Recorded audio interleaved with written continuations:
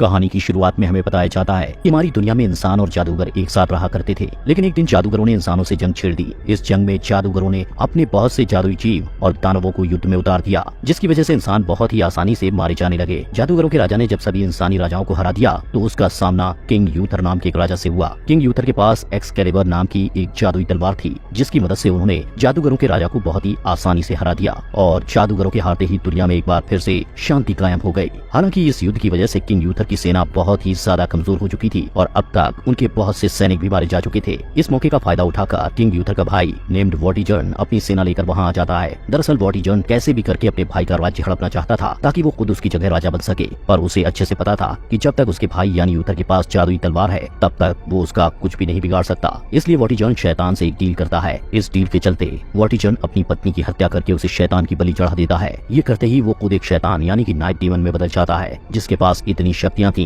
कि वो किंग यूथर को आसानी से हरा सकता था। लेकिन यूथर को इस बात का पहले ही पता चल चुका था कि उसका भाई एक शैतान में बदलकर उसे मारने आ रहा है। इस पर यूथर अपनी पत्नी और बेटे को लेकर वहां से भागने लगते हैं, लेकिन रास्ते में उनका सामना नाइट डीमन से हो जाता है, जो एक ही बार में यूथर की पत्नी को जान से मारने के बाद उसके बेटे को भी मारना चाहता था। और उसके ऐसा कर पाने से पहले ही किंग यूथर अपने बेटे को एक नाव में बैठाकर दूर भेज देते हैं, जिसके बाद वो अपनी एक्सकैलिबर तलवार लेकर नाइट डीमन से फाइट करने लगते हैं। इसी के साथ ये सीन यहीं पर कट हो जाता है। फिर हमें कुछ सालों बाद का समय दिखाया जाता है, जहाँ हम ये जान पाते हैं कि किंग यूथर को डीमन नाइट ने मार दिया था, मगर उनका बेटा अब भी जिंदा होता है, क्योंकि वो नदी में बहते हुए लंदन सिटी की कुछ महिलाओं को मिल गया, जिन्होंने उसे ऑर्फन हाउस में भेज दिया। दूसरी तरफ वॉटिजर्न ने अपने भाई को मारने के बाद खुद को नया राजा बना लिया था और उसके राज्य के लोग उससे बहुत ज्यादा डरा करते थे, क्योंकि वॉटिजर्न एक बुरा राजा था। वहीं उसने उस टावर का रिकंस्ट्रक्शन भी शुरू करवा दिया होता है, जिसकी मदद से जादूगरों के राजा को शक्तियां मिला करती थी, जिसका मतलब साफ है कि अगर ये टावर बन के तैयार हो गया तो जादूगरों को उनकी शक्तियां वापस मिल जाएंगी और ऐसा होते ही इंसानों और जादूगरों के बीच फिर से युद्ध शुरू हो सकता है। लेकिन वॉटिजर्न को इस बात का कोई डर नहीं होता कि इंसानों और जादूगरों में दोबारा से जंग शुरू हो सकती है, क्योंकि वो खुद भी जादूगरों के साथ काफी सालों तक रहा था, इसलिए उसे भी छोटा मोटा जादू करना आता था। वॉटिजर्न उस टावर को दोबारा बनवाकर उसकी जादुई शक्तियों को हासिल करके दुनिया का सबसे शक्तिशाली इंसान बनने का सपना देख रहा होता है। इधर लंदन सिटी में किंग यूथर का बेटा आर्थर, जो बचपन से ही गलत संगत में फंस गया था,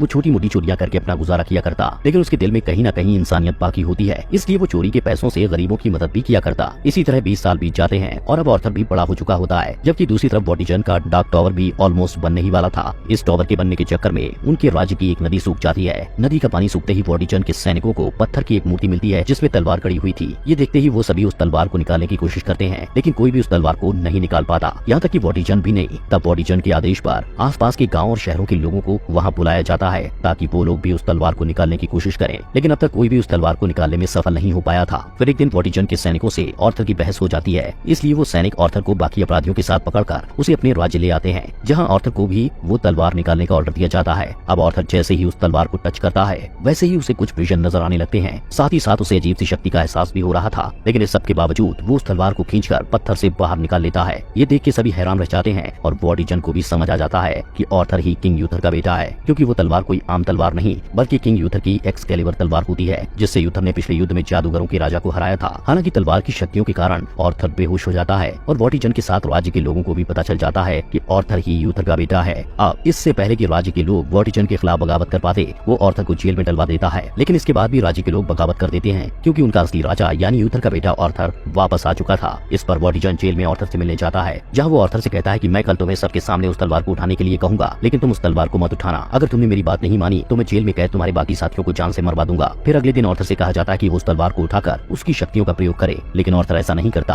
क्योंकि उसे अपने दोस्तों को बचाना था। इस पर वॉटिजर्न अपने राज्य के लोगों से कहता है कि आर्थर एक बहरूपिया है और ऐसा कहके वो उसे मौत की सजा सुना देता है। अब इससे पहले कि आर्थर को मौत की सजा दी जाती, वहाँ मैग नाम की एक जादूगरनी, जिसके अंदर जानवरों को कंट्रोल करने की शक्तियां होती हैं, वो काफी सारे जानवरों को कंट्रोल करके वॉटिजर्न के सैनिकों पर हमला करवा देती है। तभी वहाँ यूथर के सबसे वफादार आदमी आकर आर्थर की जान बचा लेते हैं। वो सभी आर्थर को बचाकर अपने इलाके में ले जाते हैं, जहाँ आर्थर एक बार फिर उस तलवार को उठाता है, लेकिन ऐसा करने से वो दोबारा से बेहोश हो जाता है। यहाँ पर सभी लोगों ने आर्थर को अपना राजा मान लिया होता है, लेकिन आर्थर को इस बात पर विश्वास ही नहीं होता कि वो उनका राजा है। तब मैग उस तलवार पर अपनी जादुई शक्तियों का प्रयोग करके ये पता कर लेती है कि आर्थर के साथ बचपन में क्या हुआ था। साथ ही साथ उसे ये भी पता चल जाता है कि आर्थर अपनी पुरानी यादें भूल चुका है। वो उसकी यादें वापस लाने के लिए ये फैसला करती है कि वो उसे डार्कलैंड में भेजेगी, जहाँ जाकर आर्थर को सब याद आ जाएगा। आगे हम आर्थर को डार्कलैंड की ओर जाते हुए देखते हैं, जहाँ उसका सामना बहुत सारे मैजिकल क्रिएचर्स और सांपों से होता है, जिन्हें वो एक एक करके मारते हुए आखिर में उस टावर तक पहुँच जाता है, जहाँ जाने के लिए मैग ने उससे कहा था। वहाँ पहुँचते ही उसकी एक्सकैलिबर तलवार चमकने लगती है और उस तलवार के चमकते ही आर्थर को सब कुछ याद आ जाता है। अब हमें आर्थर के फ्लैशबैक में दिखाया जाता है कि उस दिन डीमन नाइट और यूथर यूथर के बीच हुई फाइट में डीमन नाइट भारी पड़ रहा था, लेकिन यूथर ने अपनी एक्सकैलिबर तलवार को हवा में उछालकर खुद उसके नीचे आ गया, जिससे वो तलवार यूथर की पीठ में जा लगी और वो पत्थर की मोती में बदलकर पानी में जा गिरा। दरअसल यूथर ने तलवार की शक्तियों से खुद को पत्थर में इसलिए बदला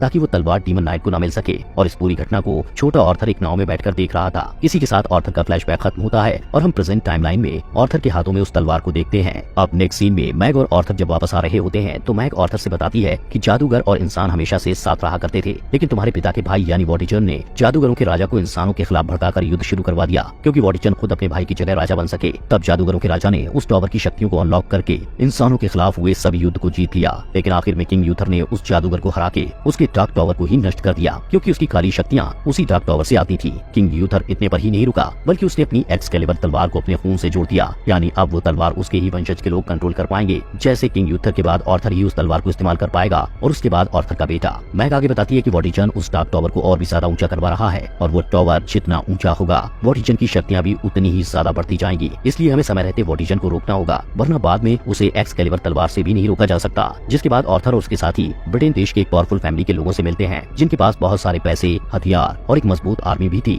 यहाँ आर्थर उन्हें समझाता है कि वो राजा बनने के योग्य है, क्योंकि वो किंग यूथर का बेटा है जो इस राज्य का असली वारिस है। ये सुनकर वो परिवार भी आर्थर का साथ देने के लिए तैयार हो जाता है, और अब उनका सबसे पहला मिशन डार्क टॉवर को कंप्लीट होने से रोकना है, जिसके लिए वो लोग एक शिप को पूरी तरह से बर्बाद कर देते हैं, क्योंकि उसी शिप में डार्क टॉवर को बनाने का रॉ मटेरियल ले जाया जा रहा था। वो लोग इतने पर ही नहीं रुकते, बल्कि वो लोग वॉटिचन के कैस्टल में भी आग लगाने के बाद वॉटिचन को मारने की प्लानिंग में लग जाते हैं। लेकिन वॉटिचन को उनके प्लान का पता चल जाता है, इसलिए वो अपना एक बहरूपिया तैयार करता है, जिसे आर्थर का एक साथी तीर चलाकर जान से मार देता है। अब उसके मरते ही वॉटिचन के सैनिकों को आर्थर के साथियों की लोकेशन पता चल जाती है कि आखिर वो लोग कहाँ छुपे हैं। जिसके बाद वो लोग मैग को भी पकड़ लेते हैं। आर्थर अपने साथियों को मुसीबत में फंसा दे अपनी एक्सकैलिबर तलवार को उठा लेता है, और फिर वो उसके एक ही वार से वॉटिचन के सभी सैनिकों को मार गिराता है। ये देखकर हम समझ पाते हैं कि उसकी तलवार में अनलिमिटेड पावर्स हैं। हालांकि इतने सारे लोगों को मारने के बाद आर्थर को बहुत दुख होता है, क्योंकि वो सैनिक तो सिर्फ अपने राजा का ऑर्डर फॉलो कर रहे थे और उनकी आर्थर से कोई पर्सनल दुश्मनी नहीं थी। इसी समय वॉटिचन भी उसके एक साथी को जान से मार देता है। जिसके बाद आर्थर अपने बाकी साथियों को एक नाव से लेकर दूर चला जाता है। वो आगे जाकर अपनी तलवार को नदी में फेंक देता है, क्योंकि इस तलवार से हुई तबाही ने उसको बहुत सैड कर दिया था। तभी गॉडेस ऑफ रिवर नदी में आर्थर की तलवार को पकड़ के आर्थर को भी नदी में खींच लेती है। यहाँ वो आर्थर को भविष्य के विजन दिखाती है, जिसमें वो ये देखता है कि हर तरफ तबाही का मंजर है। इस विजन को दिखाने के बाद गॉडेस ऑफ रिवर उससे कहती है कि अगर तुमने वॉटिचन को नहीं हराया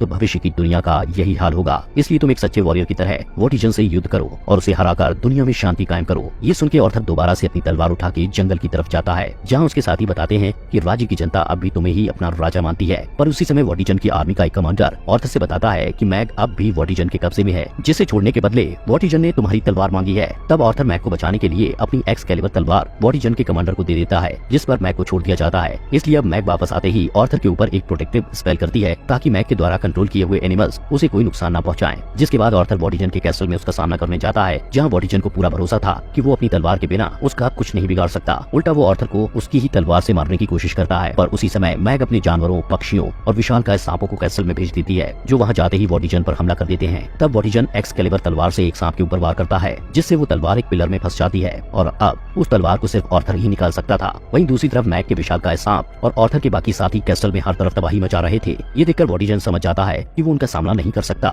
इसलिए वो पिछली बार की तरह केव में जाकर दोबारा से डीमन नाइट में बदल जाता है। इसके कुछ देर बाद आर्थर भी एक्सकैलिबर तलवार को पिलर से निकाल के और वॉटिचन के साथियों को मारते हुए आखिर में डीमन नाइट से फाइट करने लगता है। इस फाइट में डीमन नाइट, जो आर्थर पर भारी पड़ रहा था, वो उससे कहता है कि may the sword belongs to me, और यही बात उसने अपने भाई यूथर से भी कही थी। ये सुनकर आर्थर को बहुत ज्यादा गुस्सा आता है और वो गुस्से में डीमन नाइट पर एक के बाद एक कई वार करता है, लेकिन वो अपनी डीमन नाइट को नहीं हरा पाता। तब उसे समझ आता है कि अगर वो इस तलवार की शक्तियों का फुल पोटेंशियल में यूज करना चाहता है तो उसे शांत रहना होगा। फिर वो अपने गुस्से को शांत करके डीमन नाइट पर वार करता है, जिससे आखिरकार वो उसे मारकर उसके असली फॉर्म यानी वॉटिचन के रूप में ले आता है। यहाँ घायल होने की वजह से वॉटिचन मारा जाता है। वॉटिचन के मरते ही डार्क टॉवर भी डिस्ट्रॉय हो जाता है, यानी अब उनके राज्य में फिर से शांति लौट आई है। इस कहानी के लास्ट सीन में हमें दिखाया जाता है कि आर्थर को उस राज्य का राजा बना दिया है, और इसी के साथ ये कहानी यहीं एंड हो